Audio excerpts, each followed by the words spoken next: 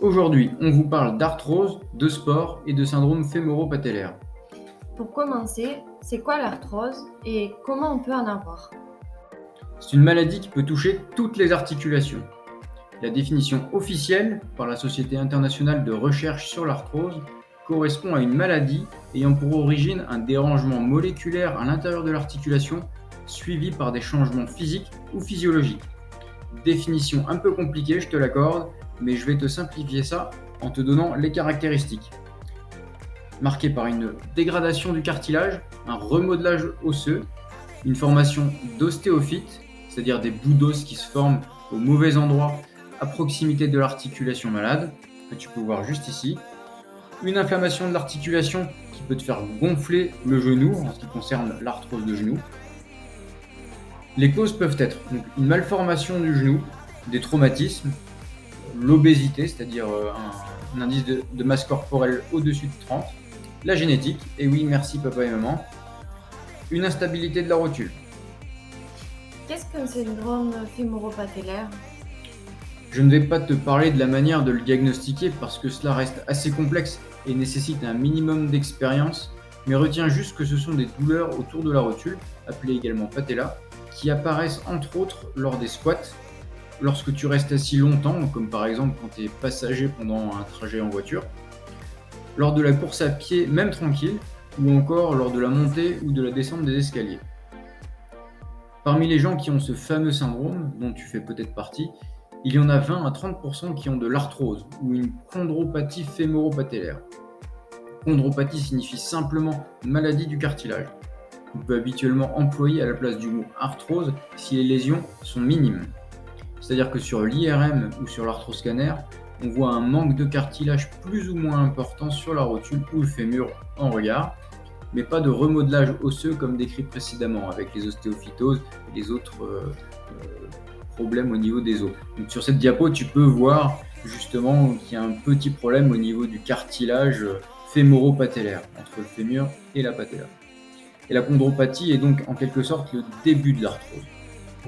Si j'ai beaucoup d'arthrose sur mon genou, est-ce qu'il faut que j'arrête de faire de l'activité physique pour ne pas user mon genou? Surtout pas. De nombreuses études ont montré le contraire. On peut notamment citer cette étude, ancienne mais toujours d'actualité, où il a été montré que les gens avec de l'arthrose marchaient plus longtemps s'ils s'entraînaient régulièrement, comparé à la population qui ne s'entraînait pas. Ok, mais est-ce que la course à pied est un facteur de risque d'arthrose, notamment du genou? Très bonne question, à laquelle une importante revue de la littérature a répondu en 2017. Globalement, comparé aux personnes absolument pas sportives du tout, la course à pied protège en quelque sorte de développer un jour de l'arthrose du genou ou de la hanche.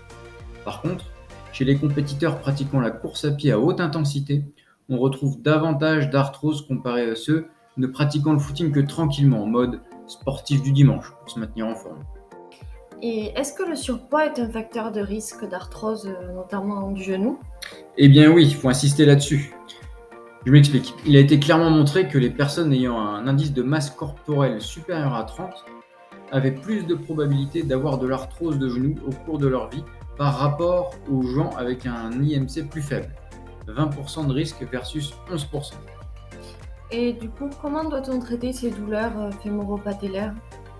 Pour ça, leur rapport avec l'arthrose, c'est-à-dire avec les pathologies ostéo-articulaires assez développées, et non pas la chondropathie fémoro-patellaire, on peut utiliser des médicaments anti-inflammatoires non stéroïdiens, comme l'ibuprofène par exemple.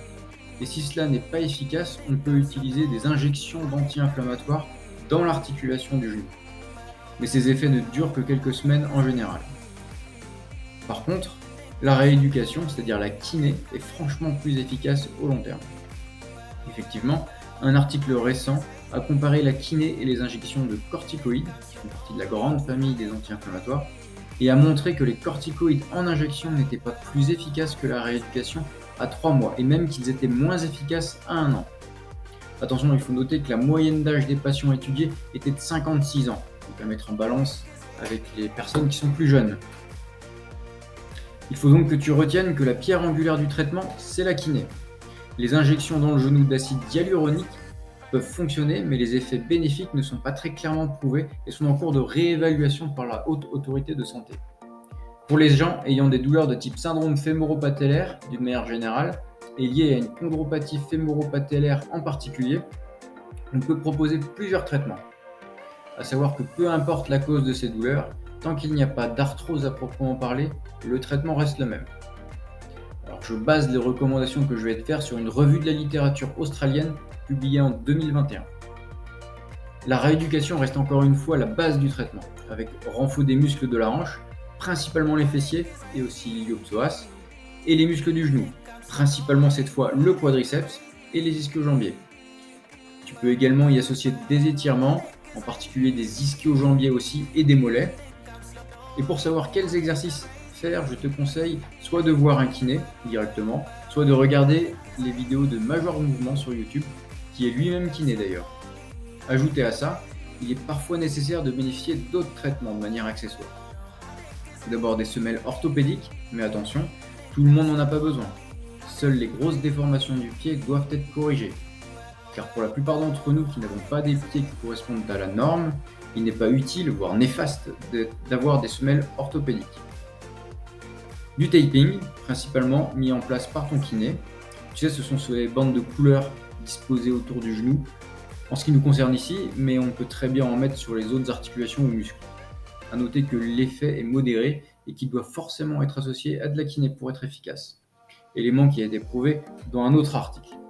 L'ostéopathie, ce n'est pas décrit dans cet article, mais il existe parfois un petit dérangement dans le dos au niveau du rachis, dérangement douloureux intervertébral mineur L3 voire L4, responsable de douleurs plus ou moins similaires à celles du syndrome fémoro-patellaire. Je te conseille de voir un médecin ostéopathe qui est très souvent médecin du sport également et qui pourra en plus de te soigner te prescrire en même temps de la kiné et bien entendu éliminer toutes les autres causes à tes douleurs.